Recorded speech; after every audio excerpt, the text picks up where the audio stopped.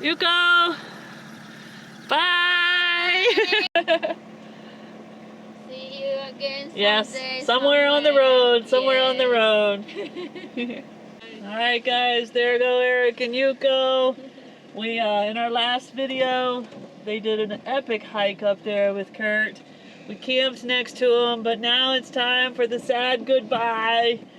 But we'll see him somewhere down the road. Somewhere in the world! So this campsite is pretty much right at the bottom of the road up to do that hike we did in our last video, the Tre Cime hike, and is pretty rustic, basic accommodations, has a shower and a bathroom and a sink, and mainly we came here for the shower, but you can see rough around the edges, but good if you just finished up a big hike. Now it does fill up and it's first come first serve. As we're leaving, of course, we always top off with water, so that's what we're about to do. But it's also a very affordable campsite in the grand scheme of things, especially for its location. 26 euros. Now we're hitting the road. I think we have about 45 minutes to our next destination, and we had an activity planned today, but we'll have to see what the weather looks like over there, because if you look behind me, it looks a little gray and cloudy. But we're in the mountains, and if we cross over a mountain ridge, it could be completely different where we're headed. So let's go see what the weather's like over there. Good boy. Look at that treat all the way from Japan. Look at that, buddy. Oh, he likes that. Let's see if Neander likes it. What do you think, Pumpkin? She's a little finicky. She's like, wait, that smells good. She's like, I'll eat it. What are you doing? And he's like, I'll eat it. She's like, give that to me. I'll eat it all. Whole thing. She's thinking about it. We were driving to our next destination through these beautiful mountains. And it started to rain and got all cloudy and we couldn't see anything. And part of the beauty of traveling in a van, especially in an area like the Dolomites, is the views you get in all directions.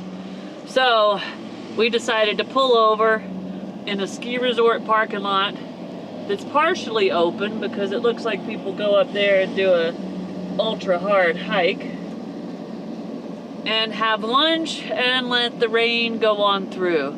Now it's still a little cloudy, but we can see these beautiful mountains again. So we're back on the road and headed back to our next spot.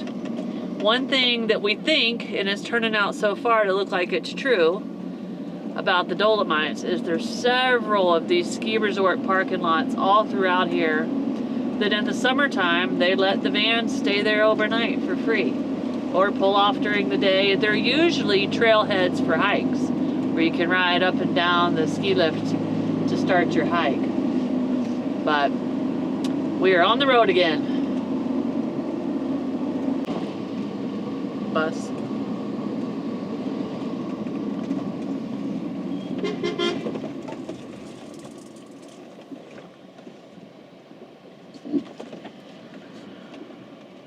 Whew. Had to almost run off the road to let the bus get by. So we're coming into a small little city that kind of sits here in the middle of this region. I cannot remember the name of it right now, so we're going to put it on the screen. I'm sure there are tons of little bed and breakfasts and little small boutique hotels and stuff through here.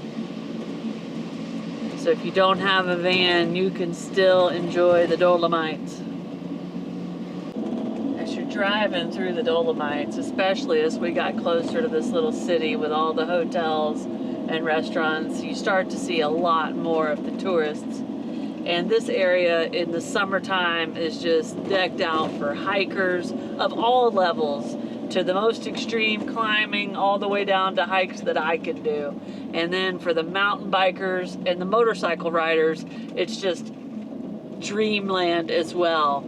But all these places where you start your hikes or you start your mountain bike rides, or at least most of them, are actually ski resorts.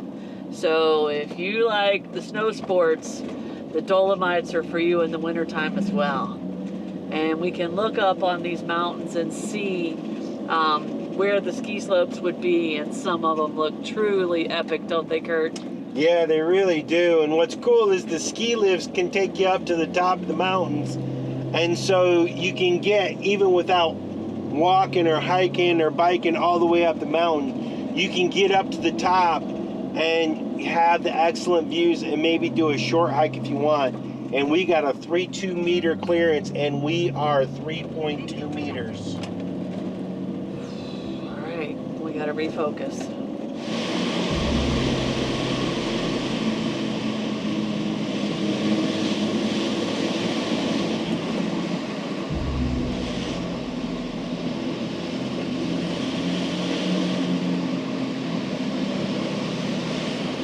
Is it open? It's not open. So I need to look and see what's going on. In 200 meters, keep left. Well, the car's coming out, so they're gonna need to be able to get out. Yeah, it's open. Yeah. Thank you. Thank you. Gotcha.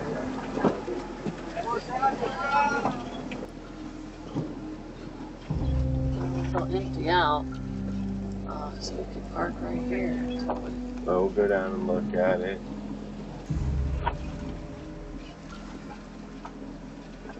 Well, I think we can go in here and make the loop, and then we'll be headed the right way if we can't stay here. So, no, but I think we're back right. For now, we can make the loop and decide.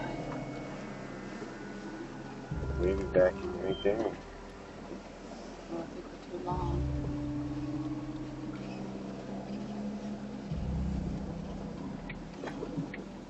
So one of our strategies when we travel is, at least when we can, is to travel in the off-season or shoulder season, especially to places like the Dolomites, to epic spots like this with worldwide tourism. And so we wanted to get here as early as we can. We kind of had to wait for the snow melts up here. The Dolomites just opened up a couple weeks ago. We are told in the summertime it's nuts. And if you guys can see this parking lot, fortunately we were able to just squeeze in here, but there's a lift right here to an epic hike we want to do. But you can see it is already crowded. The last spot we were at was crowded. I mean, every spot we've been at so far, the parking lots fill up, especially as the day progresses. The middle of the day, people get up here early in the morning and hike, and so they get their camp spots early. They start to leave. That's when you roll in midday, and then in the evening time, again, the parking lots begin to fill capacity. So we're lucky to get a spot. It's probably not going to be our overnight spot, but we're going to settle in here and kind of just watch what happens to the parking lot throughout the day. Maybe we can find a spot off to the edge to tuck away. And just like that, the parking lot has changed and opened up, and you can see there's several spots right here, so we could park in the middle. But we were kind of able to upgrade over here, and if you can see, this is our new spot, and this is our new view instead of cars on both sides. And then we even have a little path behind the rocks where I can walk the cat, so it's a little bit quieter back there. And there's a little river down there below us. So we were eyeballing this. Oh, and check that out. Look, there's a little snow cave under there. But yeah, we were eyeballing, and we were able to get in here, so we're here for the night. We got rained out for the whole entire day, and to be honest with you, right now is the best visibility we've had the whole time since we've been here. And right up over this ski lift right here, I think that's the mountain range the towers we're going up into. But you can see the ski lift right there that we're going to take up, so we're pretty excited about that. But me and G are out here exploring the forest, and so he's been cramped up for the day because of the rain, so it's nice to get him out and get some fresh air. Come on, buddy. You just want to go chase rats, don't you?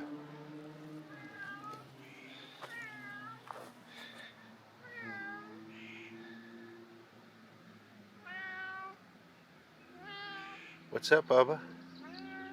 What do you see?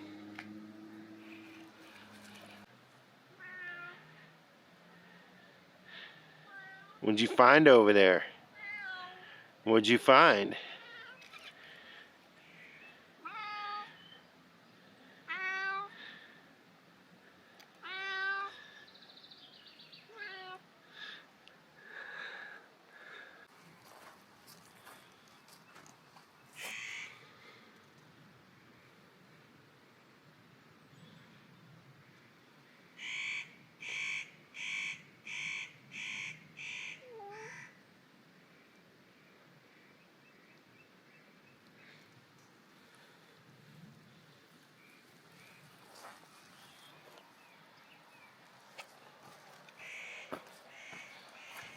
Good morning, everyone.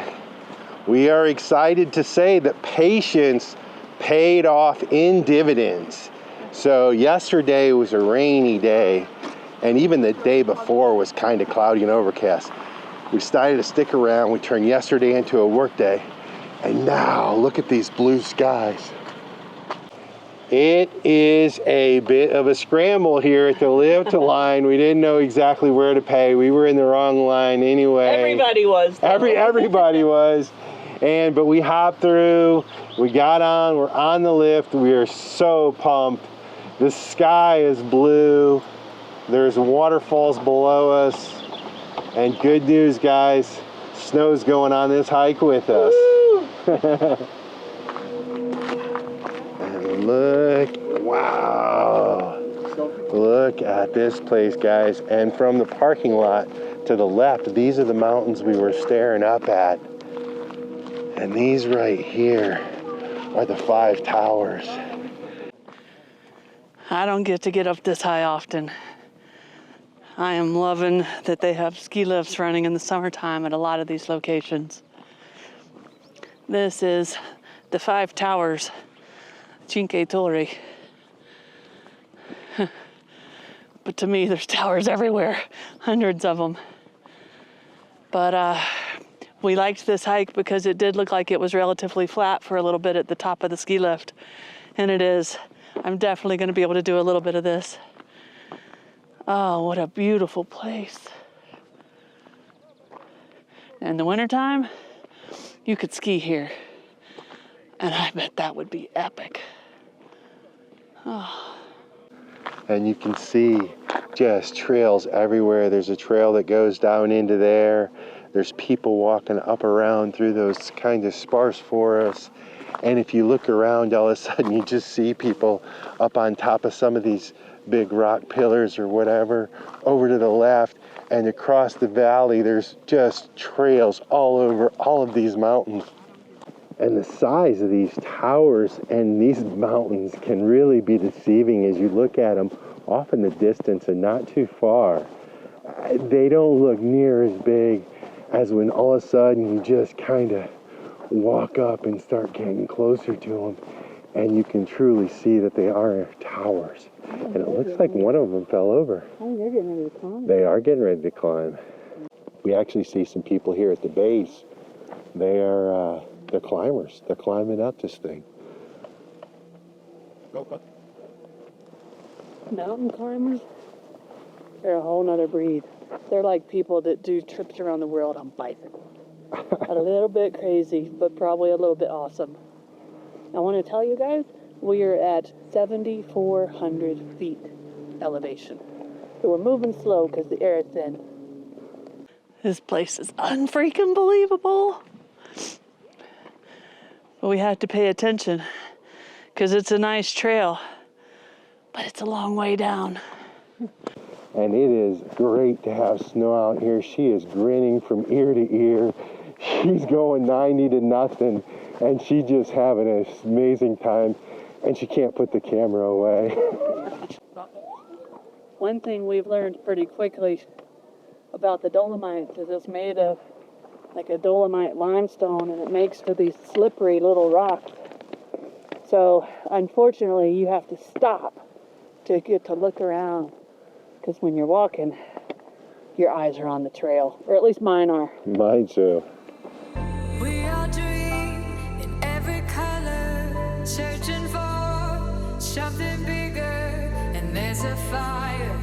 deep inside that's getting ready to ignite. We can believe if we open our eyes. Out from the darkness we reach for the light. There is no limit, we aim for the sky. No hill we can't climb.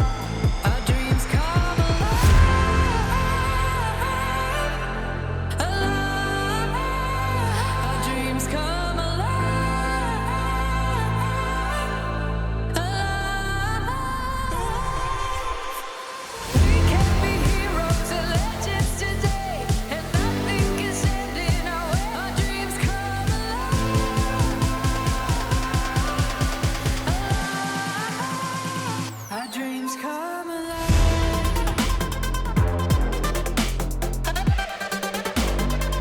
Our dreams come alive.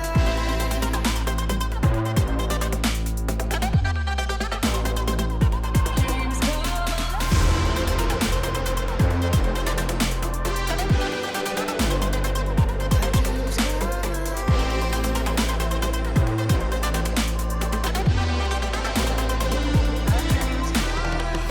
highs and lows, and every struggle, we scale these walls and jump through hurdles. There's no surrender, no defeat.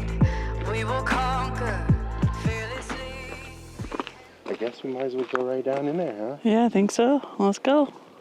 Oh yeah, look. All right, guys. We've been keeping it a little bit of a secret because we didn't know if I'd be able to get to it. But one of the most special things about the Five Towers area is that back during World War I, this was an extremely heavily fought over section of mountains. And the soldiers have trenches and caves and tunnels and little sheds and everything up here. That's an open air museum that we get to go walk through. This is where the Austrians and the Italians clashed in a big way. And through this region, there are different military positions, sites, whatever you want to call it, that we're going to get to see. Not just here, but if you look at that big peak behind us over there, there's another one we're going to. There's a big tram that goes all the way up on top of that cliff. Anyway, we're here. We're worried about today, but that's coming. We're headed down this kind of real, I like to call goat trail, but there's no goats up here.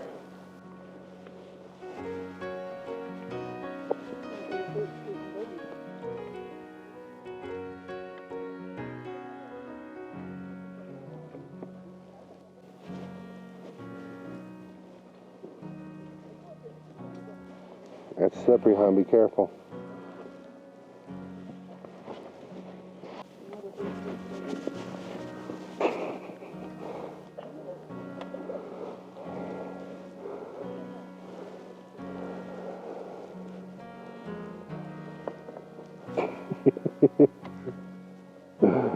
The biscuit boogie.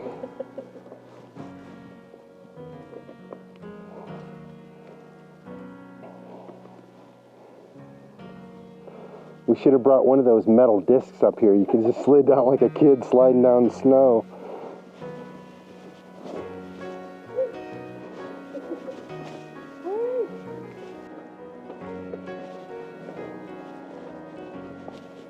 So we've stumbled up on these 3 buildings, and it looks like the first few, from according to this sign, were supply storage, munitions, and wood storage. Now if you look in the window, you see some museum stuff that's been built. So you see a guy sitting at his desk, another guy over there resting probably by the fire, and one guy that's hurt pretty bad. So I'm sure these were used for all sorts of things.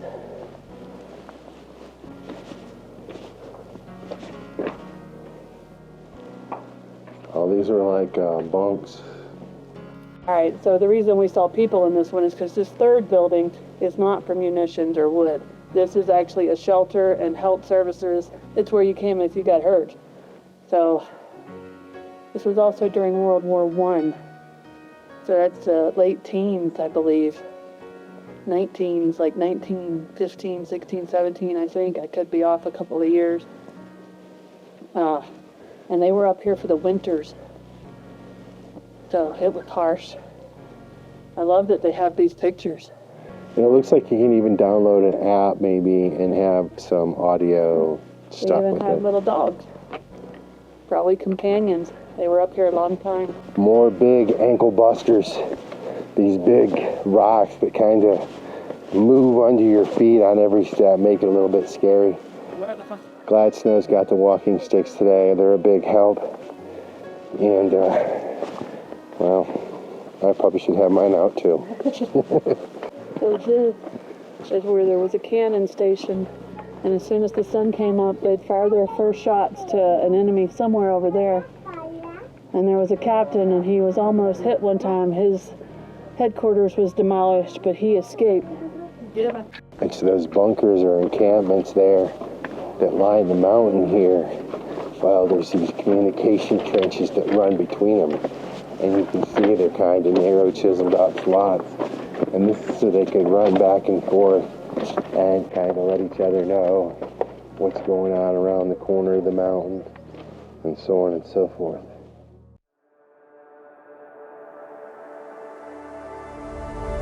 This energy, it's a mystery made of wonder. You never know when it's gonna make your heart go boom, boom, boom, boom, boom. Oh, I feel it. It's a thrill that's buzzing in my fingertips. I feel it. I feel it. Chasing the unknown.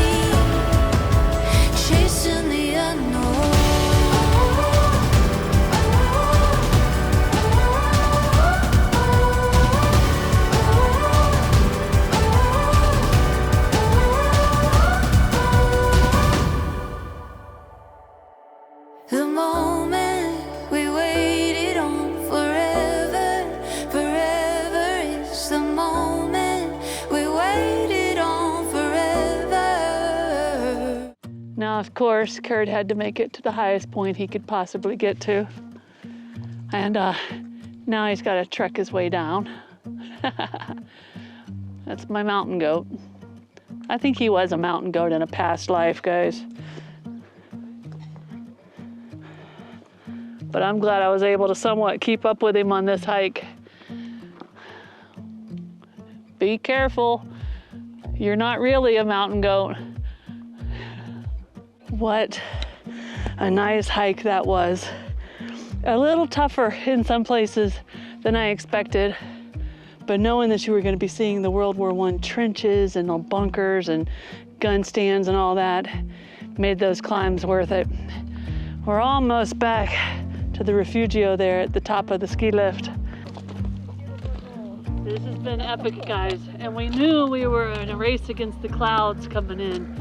And they're starting to roll in off in the distance, but we've had beautiful blue skies for this entire thing.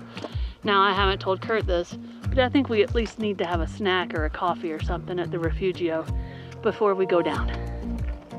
What do you do when you're in Italy? Have a little tiramisu and a little coffee. But Curt watered his down, and I put milk in mine. I know that's against the rules here in Italy, but we did it.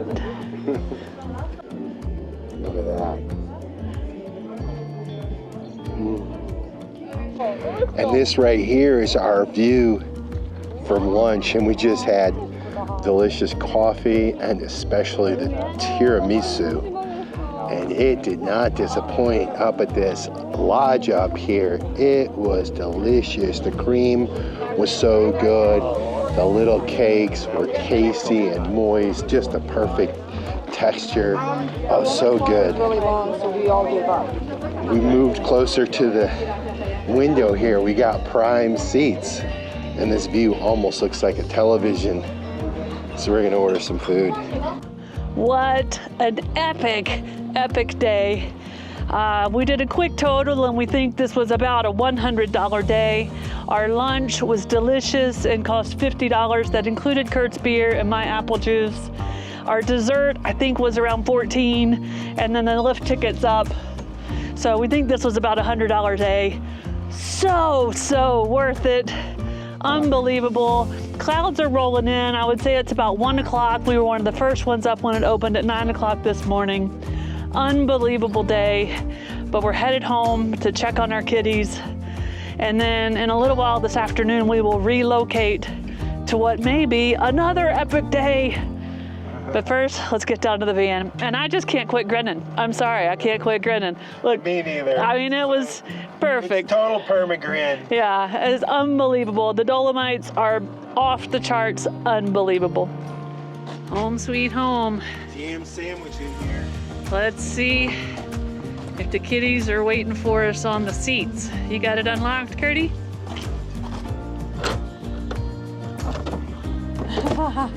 There's Hannah. Hi, Pumpkin. Hi. She's probably on the bed, guys. If you liked this video, be sure to hit that thumbs up button. It really helps us a lot. And if you want to see more of our videos, be sure to subscribe to our channel and hit that notification bell so you know when new videos come out. We'll see you guys in a few days from somewhere out here in the world. Cheers.